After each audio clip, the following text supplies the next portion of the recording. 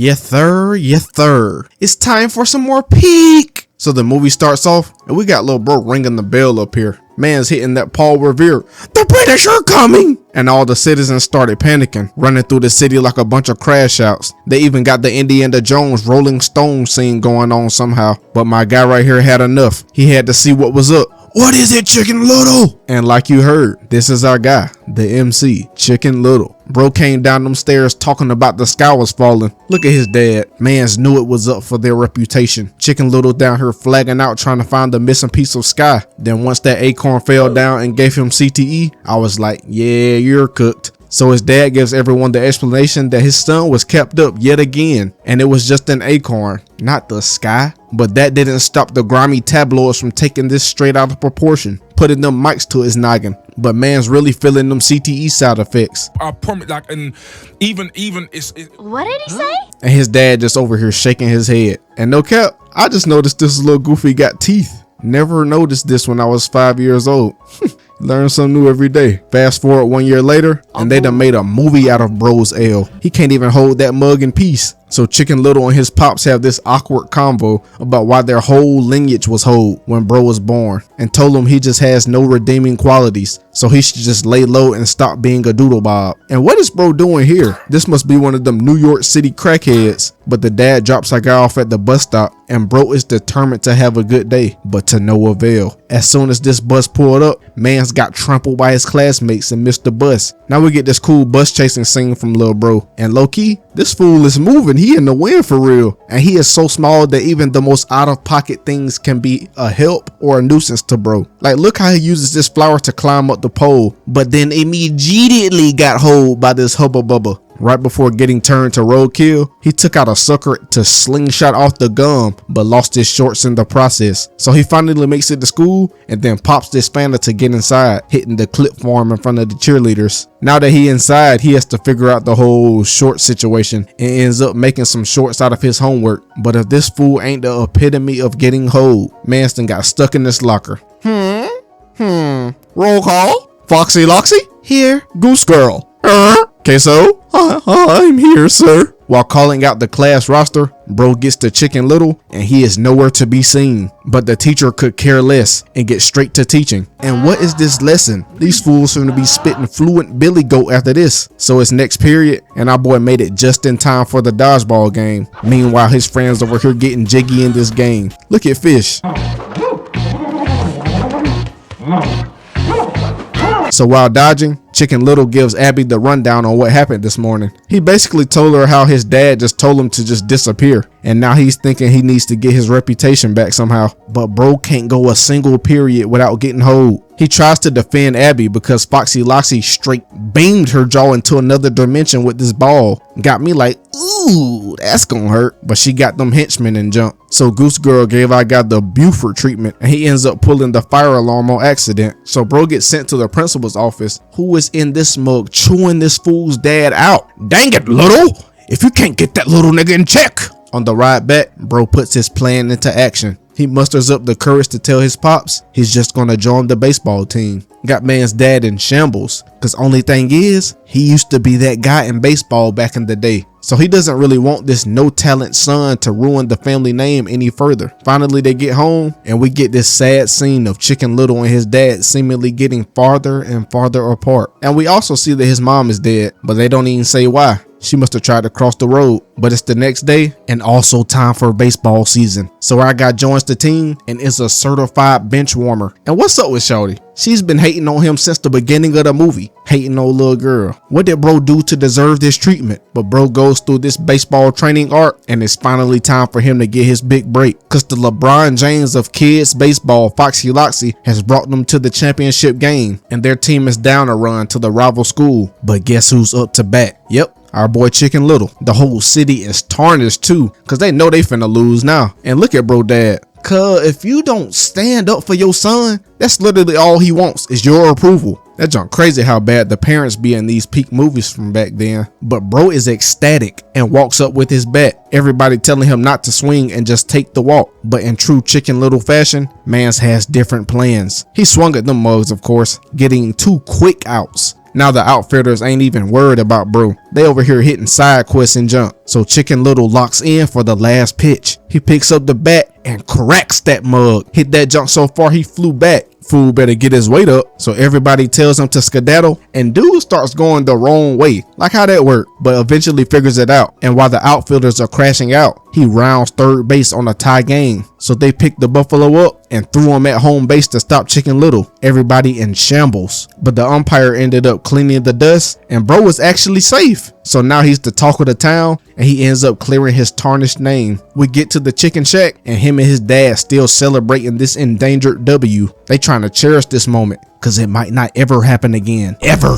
And here's where it gets interesting. While bro is over here thanking the sky, or whatever he doing, he looks and sees that one of the stars is getting closer. So after a quick relook, the sky ended up smacking him dead across his noggin. He gets up and flips the sky piece over, and he can't believe his freaking little old brain. So he screams, and his dad runs back up to see what happened. But bro hit that play stupid no jutsu. Who are we talking about? And his dad just laughed it off and went back downstairs. So he flips the cover over to try and inspect the sky piece, but it vanished somehow. And he ends up tripping over it and figures out that it's some kind of panel that can mimic whatever is laid upon. Bro is so flabbergasted he craps his feathers. So he runs off, and we see that his friends having a blast doing this karaoke. But he hits their line and tells them to pull up. They get there and he drops the details, but Fish ends up touching the button and the sky piece starts floating in the air. It then flies off with Fish, who willingly hopped on that dang thing and snatches him up. So they follow Fish's glow stick all the way to the baseball stadium, but it starts spinning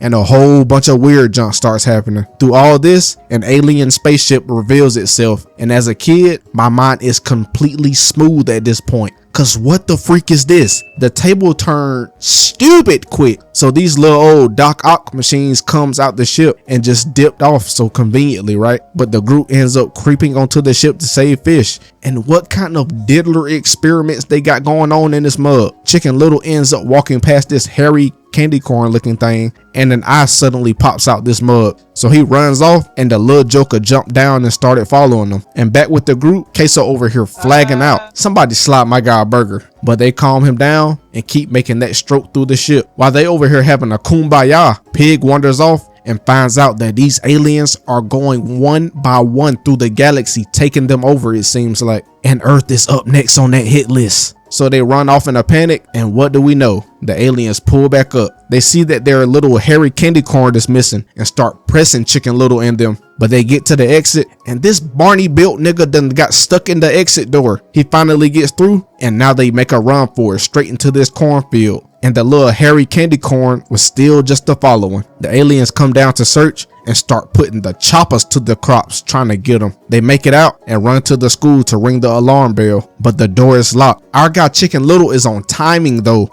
I need a soda. But Queso over here trying to smooth out this wrinkly old dollar. After that last L, he flagged out on the machine and the soda pops out in the clutch. And Chicken Little got all the way to the bell and started marinating in that generational hate from a year ago. He does not want to ring this bell, and I don't blame him. Going back to a life of doodle bobbery would be so tough, I can't lie. But he rings the bell to save his friends. In doing so, we see these aliens do not like the sound. But after waking up the city, these fools done turn into a mob. And Chicken Little takes them to chase the aliens. And he knows it's grits for them if they don't make it in time. They get there, and these goofies need to get some pep in they step. They over here hoeing my guy. And right here, I'm just like, bro can't catch a break. The city folks stop to admire this penny and wasting all these precious seconds where they could literally be watching aliens take off into the sky. But right as they get there, the ship turns invisible and flies off. Now he's back in the dump. Hold once again. But at least he got his friends to back him up, taking their L's too. Chicken Little pleaded with his dad to believe him, and he just cast him aside for the second time in this movie. And listen to this Hall of Fame instigator. Mr. Cluck, don't take it so hard.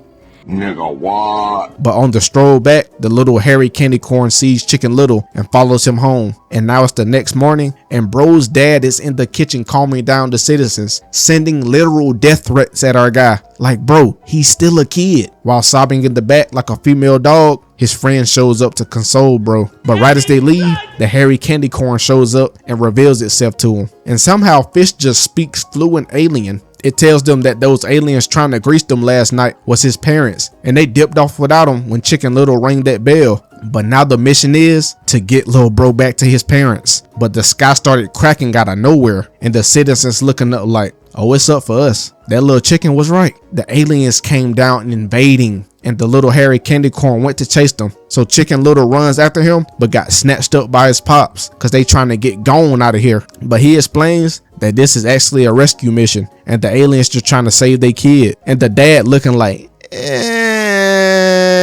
man, forget it. You just think I'm capping. So bro runs off, and these aliens are wreaking havoc. They done started dropping down and erasing niggas, but Chicken Little ends up saving the hairy candy corn and pops into the theater emoting. But I can't admit that more was a clean save, my boy. But dude took this time to snap on his dad and tell him how he truly felt. Look at him over here fumbling and bumbling on his words. Goofy can't even speak, but they make up finally, and Chicken Little reveals little hairy candy corn, who he done named Kirby. Now that the dad is listening to him, he initiates the plan. And who Chicken Little feeling like? Man's grew a pair and claimed his shawty, kissing her in that ugly mouth. I wonder what those genes would produce. She got that kiss and started tweaking. We get outside and the aliens spot them with Kirby and started pressing them. But little bro tells them they need to get to his parents' ship at the top of the town hall. And that's all fun and games, at least until you got a Thanos snapping alien on your bumper. But they go through with it anyways, for the plot, right? Shoot. They end up even taking these three goofies out chasing them. And I must say, for these to be some highly intelligent aliens, far beyond these literal barn animals technology, these fools really selling the bag. But now they're riding on the fire truck with the friends, and Queso was whipping that mug. Bro is locked in and got Chicken Little inside. They get up to the top, and only Chicken Little and Kirby can fit through to get up there. So his dad hyped him up, and bro turned into a ninja. And what is up with this fool's body being so sticky? Anyways, the ship opens up and the aliens started pressing, but Pop saved the day, defending his son to the max, dropping haymakers to all of them. Then they get vaporized. Well, not really. They get sent into this void, and we see Kirby's parents reclaim them. And little bro is a real one and defends Chicken Little and his world, saving them from utter destruction. So they end up bringing everyone and everything back and apologize for their sudden crash out. Then we find out that these little hairy candy corn people were only stopping by Earth to get acorns in the first place. So the citizens realize Chicken Little has been telling the truth the whole time, and even make another hit movie about Chicken Little. Got my guy looking yoked up out here, and it's a straight banger. All the town folks watching. Our boy got his girl, got the fame, made friends with some alien, and even got his own movie twice. This is a certified banger. Hey, JMF, thanks for the support. We moving. 100K ski. Like,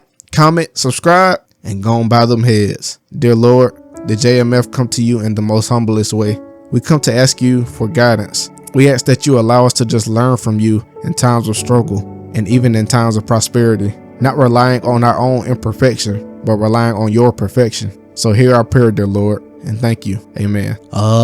See ya.